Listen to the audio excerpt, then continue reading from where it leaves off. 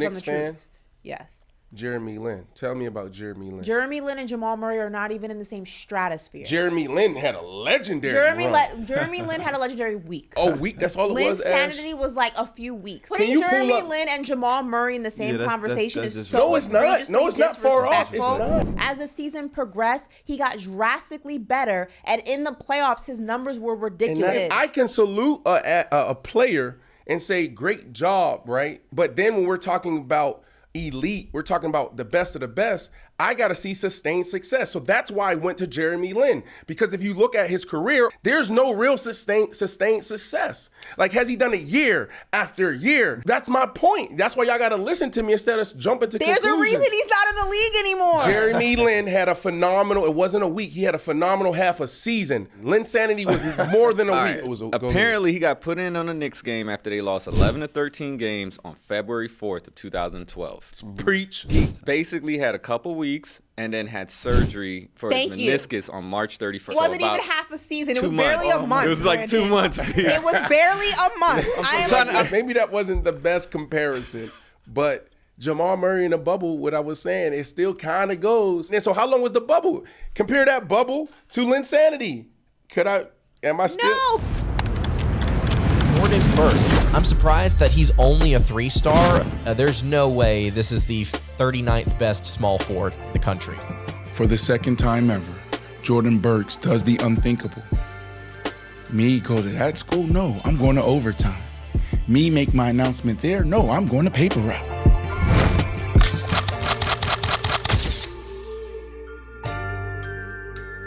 But the floor is yours. Where are we going to take our talents to? Chill. They go Wildcats.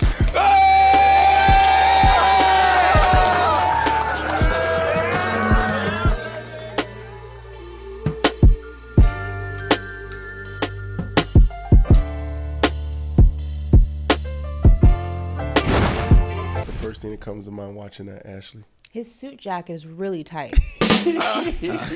Right up in here, right? I do remember, like, when I feel like he broke through is when he started to incorporate the Hennessy and the Black and Miles. The Black and Miles. Yeah. So I can get a solo cup and a fifth of Hennessy. And that's when he became like the uncle and everybody's favorite. I think that, and Brandon, you'll know, you worked for FS1. Fox is not a FanDuel or a DraftKings. Fox has always kind of, just the conglomerate of Fox, they have done things a certain way. And that way doesn't allow certain flavors and behaviors to be accepted. Outside of his contention and the lack of respect, I feel like with Skip, which I think is factual, I think Shannon was also very, I'm Shannon Sharpe and this is me, with the Black and Miles and the Henny and get into the fight at the Lakers game and things like that.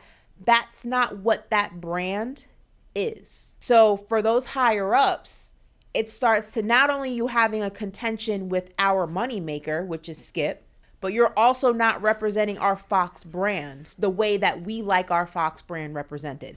I feel like this guy's taking it to a whole different level, and it feels a little bit or a lot like exploitation. It feels like he's trying to vicariously live through his kids. I understand putting your kids in sports, especially if they express interest in playing certain sports, but I think there's also like levels of still allowing them to be a kid. Yeah. This guy is not, Gronk.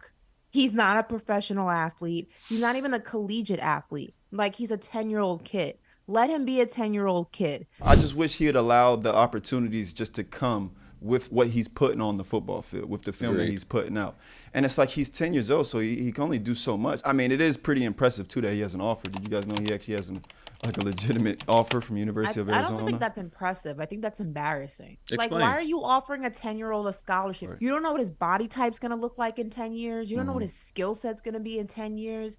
You don't know what his football IQ is going to be in 10 years. How the hell are you offering somebody a scholarship at 10 years old? Does Kobe Bryant have a statue?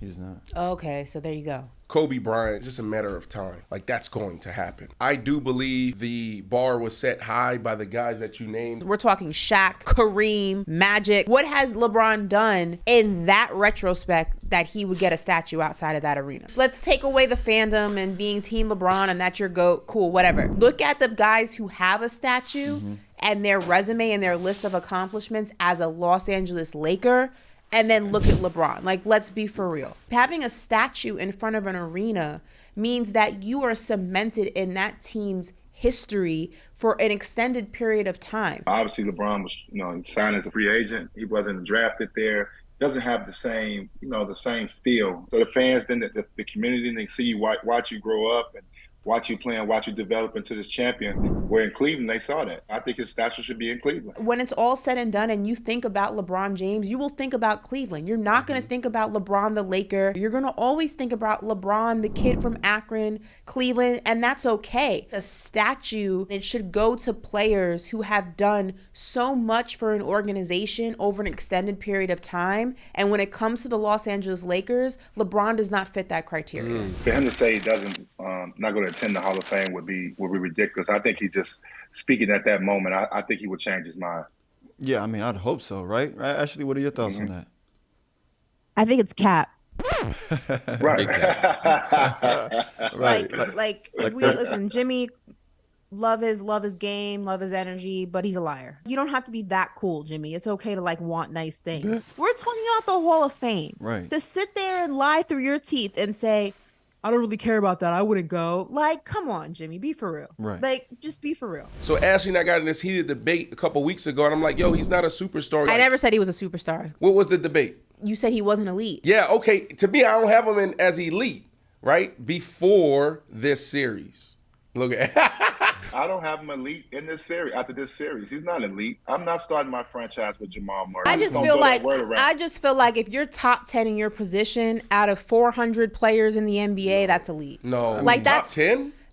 Jamal Murray is a top 10 if you want to call him point guard, combo guard. He's absolutely top 10. But I know, but 10, that number for me is off, Ashley. 10 doesn't make you. It got to be top 3, top 4. But it's 10 out of 400 players. No. Do you know how many players there are in the NBA? You just said that you don't have him in the elite level yet. I guess my question is, what does he have to do to get there for you?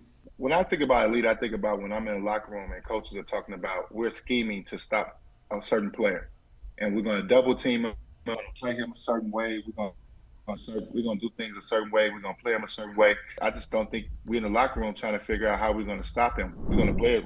We're not going to trap him. We're going to allow him to go one-on-one. He's not one of those guys you do that to. It's some elite guys in this league that you make sure you double team, you trap his pick and roll, you try to get the ball out of his hands. That's the Steph Curry's, the Damian Lillard's. You're in the locker room drawing up defensive strategies to stop them. Jamal Murray's not necessarily that guy to do that. Change the game how? Right. That's what I want to know. He said change the game in what way? In what capacity? How can you change the game when at times we don't even know you exist? Well, you got to understand, too, this is a new age of centers. So I would put Karl-Anthony Towns in the same conversations as our MVP, the Joker, where these guys are able to stretch the floor, shoot the three. Karl-Anthony Towns can handle the basketball. He can shoot the three. This guy just participated in the three-point contest, even though he didn't do well. So he is in a unique category. I think he's giving himself too much credit. You got to get some wins. You got to get some championships before you start putting yourself in you change the game category. You can't change the game if you weren't a pioneer in something. I can understand you have helped elevate the game. I can understand if you say you have helped change what a center looks like in modern basketball. I can agree with that because now you have a lot more centers who are playing that type of game and you're part of that new wave, that new generation. But when you talk about changing the game, you didn't reinvent the wheel. You weren't the first of your kind to do that. So when you say change the game, I'm just confused on what he means by that. In what way? The only thing that concerns me a little bit is if he was willing to do whatever it takes to win. Let's be honest. You have in Phoenix, Kevin Durant, Devin Booker. Obviously, you have other pieces that you need to fill the gaps in. But why wouldn't you restructure your deal to stay there? Why wouldn't you go to the Phoenix front office and say, hey, I know I'm sucking up a lot of cash right here. Right. I think this team can go all the way. Let's see how we can restructure this deal to get the pieces that we need. And the reason they lost was, one, Kevin Durant didn't have a full healthy season, and two, they had no team. The reason they didn't have a team was because they uprooted a lot of it for Kevin Durant But also the reason they're not going to be able to build a team or have a hard time struggling to build a team, which is why they want to trade Chris Paul in the first place, because they don't have any money. There's no money there. For me, that not even being a story that's been put out there that Chris Paul is willing to restructure his deal with the Suns leads me to believe that he still wants to hold on to that paycheck, which is problematic because I don't know who's going to pay him that. I think that's something that'll work. I think that's a great idea. Hopefully he'd be willing to do something like that. Yeah. Maybe you should be in the front office, Ash. That was pretty good. I like that. Listen, Twan, if I was in the front office of the New York Knicks, you know how many chips we would have by now? Like, I'm telling you. I'm telling you. Well, listen. I sent them my resume a few times. I don't know what's going on. I don't know what's happening.